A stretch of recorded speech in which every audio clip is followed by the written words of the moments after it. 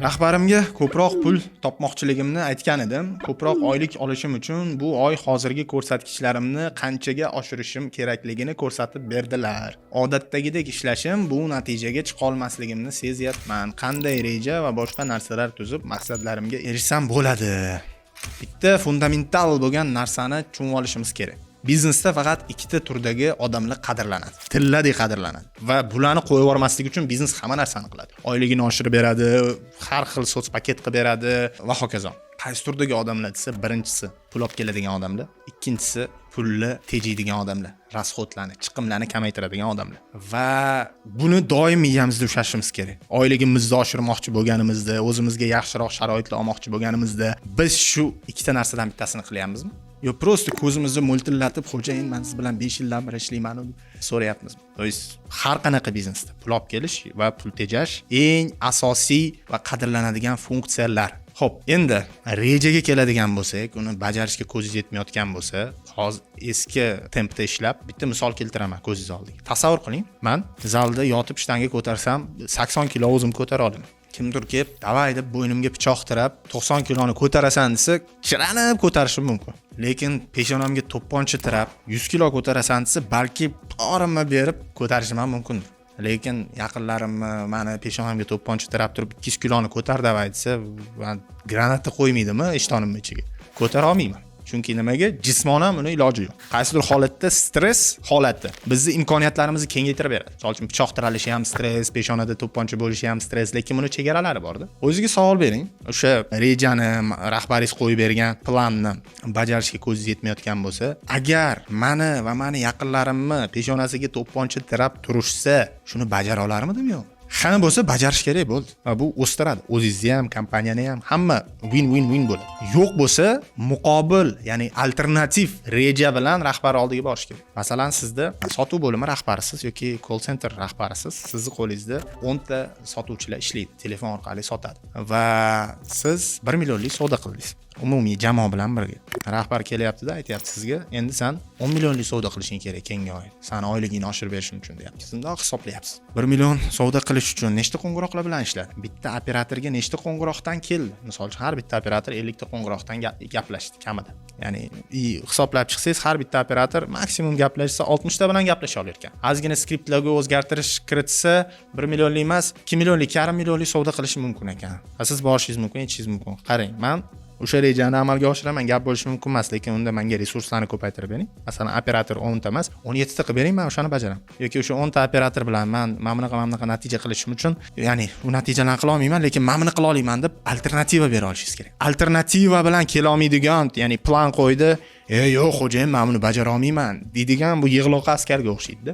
Yig'loqi askarlar hech qachon qadrlanmaydi. Hech qachon qadrlanmaydi. Shuning uchun yo'l, o'zingizga men aytgan boyga savolni bering. Ikkinchisi, muqobil reja bilan keling rahbaringiz oldiga va o'shanda optimal bir oltin o'rtalikni topishinglar mumkin bo'ladi. Lekin hech qachon borib yig'lab, men buni qila olmas ekanman deb nima qilmang. O'zingizga ham yig'lamang, tim bo'li rahbar oldiga ham borib yig'lamang. Xo'p, savol. Maqsadlar qo'yganimda hech niyat qilganimga erisha olmayapman, lekin taxminiy xayolimda o'ylab turib shunchaki ko'p ishlasam, natijalarga erishishim osonroq. Shunda bunday ishlashda davom etaveraymi? Maqsadsiz yashash juda oson. Maqsad qo'ymasak xotirjam yuramiz. Maqsad qo'ymasak asabiylashmaymiz. Maqsad qo'ymasak kayfiyatimiz buzilmaydi. Maqsad qo'ymasak og'riqsiz yashaymiz. Maqsad qo'ymasak yutqizmaymiz. Chunki yutqizish uchun biz o'yin o'ynashimiz kerak. O'yinda emasmiz. Yutqazishdan qo'rqib turib maqsad qo'ymaymiz. O'yinda qatnashmaymiz.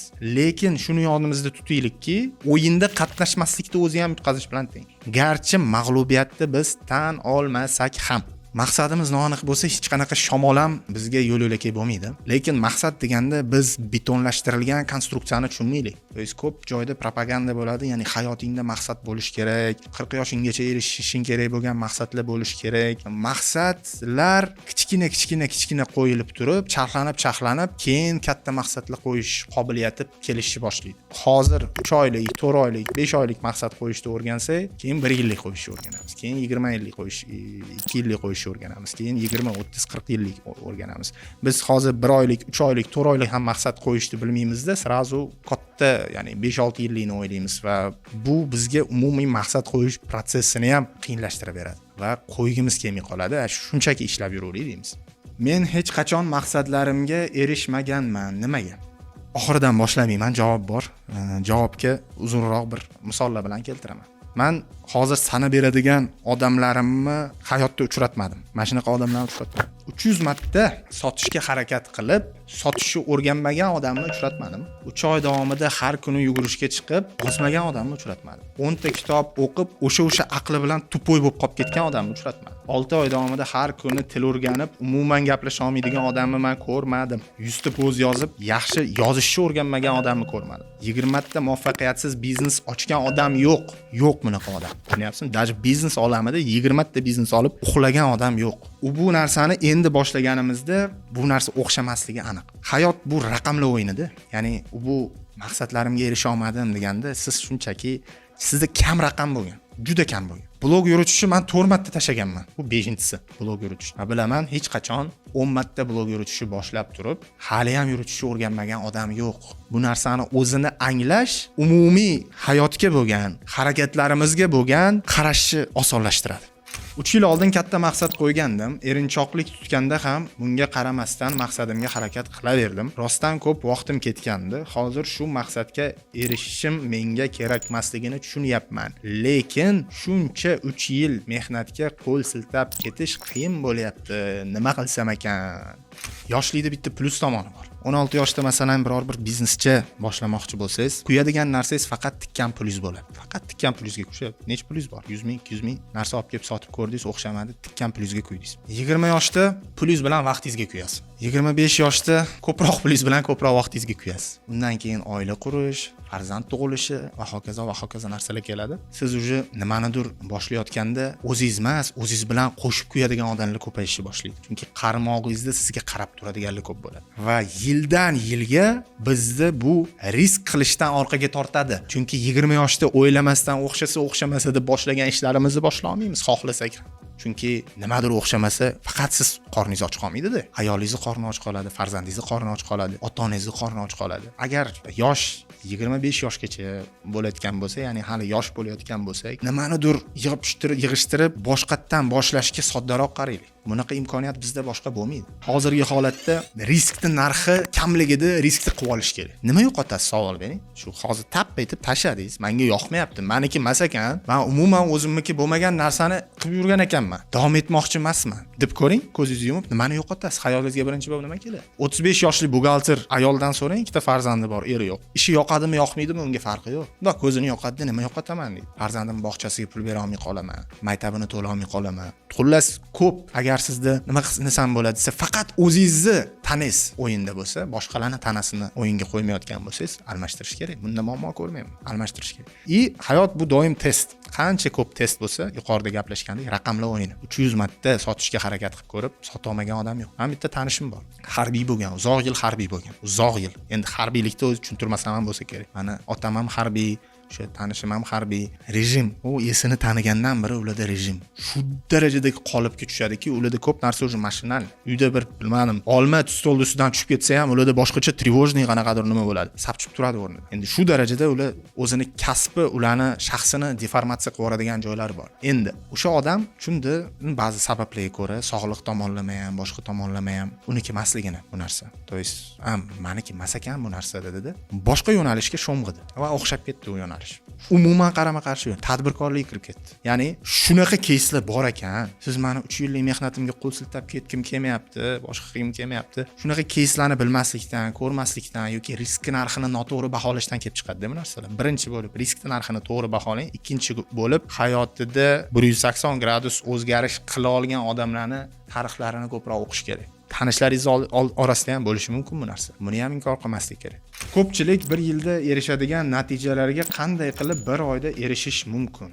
Hozirgi holatda nimagadir erishish uchun nimanidir ko'proq qilishdan ham ko'ra, boshqalardan nimanidir ko'proq qilishdan ham ko'ra, nimanidir qilmaslik muhimroq. Yana bir marta, nimanidir qilishdan ko'ra, nimanidir qilmaslik ancha muhimroq. Qaysidir xodim ishonaga 1 yil oldin kelgan bo'lishi mumkin va u zo'r natija qildi. To есть gap bo'lishi mumkin. Savdo bir simada ikkisini qildi. Lekin bitta joyi bor. U har kuni 5 soat Instagramda o'tiradi. Har kuni 2 soat choyxonasi bor. Har kuni 4 ta seriya, qanaqadir serial ko'radi. Va hokazo narsalarga vaqt ko'p ketadi. Mana shunaqa odamlarning natijasini 1 yilda emas, 1 oyda takrorlasa bo'ladi. Qanaqa qilib desa, shunchaki ular qilayotgan narsani qilmasdan. Endi tasavvur qiling, ularda shu narsalar bo'lmay turib qilganda, siz uni 10 yilda ham o'tib keta olmasligingiz mumkin. Hozirgi holatda top 1% ga kirish oson. Nimadir qilishdan ko'ra qilmaslik chunki muhimroq. Muhammad Alidan so'rashganda, trenirovkalaring, mashg'ulotlaring jarayonida eng muhim bo'lgan mashg'ulot nima deganda 9 da borib uxlash degan. Barga bormaslik degan, sigaret chakmaslik degan, aroq ichmaslik degan, rejimni sabludat qilish degan. Ya'ni ajimani qilish, lapa urish, skakalkada sakrash degan narsalar eshitmaysizda uni. Nimanidir qilmaslik. Hozir ham xuddi shu. Ko'pchilik qilayotgan narsalarni qilmasangiz, o'sha 1 yilda qilgan natijasini, 2 yilda qilgan natijasini 1-2 oyda qilib qo'ysa bo'ladi. Agar borimiz bilan o'sha natijaga berib ishlasak. Siz o'sha aytayotgan odamingiz 1 yilda erishgan natijani hozir 99.9% odamini telefonidan olasiz, bundoq qilasiz, screen time ga kirasiz, telefonda 10 soat vaqt o'tayotgan bo'ladi. Bunaqa odamni sakrab o'tib ketish oson. Bunaqa holatlarni men ko'p ko'rganman. Prosta o'qigan narsani qilmang bo'ldi. Bu yagona yo'li demayman, shunchaki buni o'zi sizni ancha shortcut beradi. Ya'ni yo'lingizni qisqartirib beradi. Lekin 1 yil davomida hech narsaga chalg'imasdan qilgan odamni 1 oyda natijasini uraman desangiz, uni unuting. Chunki u buni narxini to'lab bo'lgan. Tahlilimizga ko'ra, videolarimizni odatda karyerasi bir joyda qotib qolgan, daromadi bir joyda qotib qolgan va karyerasida qayerga qarab rivojlanishni bilmayotgan yoshlar ko'p kuzatishar ekan va aynan sizlar uchun men bepul video darslik tayyorladim. Video darslikning mavzusi nega siz 3 million yoki 5 million oylikda qotib qolgansiz. Ushbu video darslikni olish uchun ushbu videoni tagidagi havola ustiga o'ting. Hammasi mutlaq bepul, foydali bo'lsa bo'ldi. Ko'rishguncha.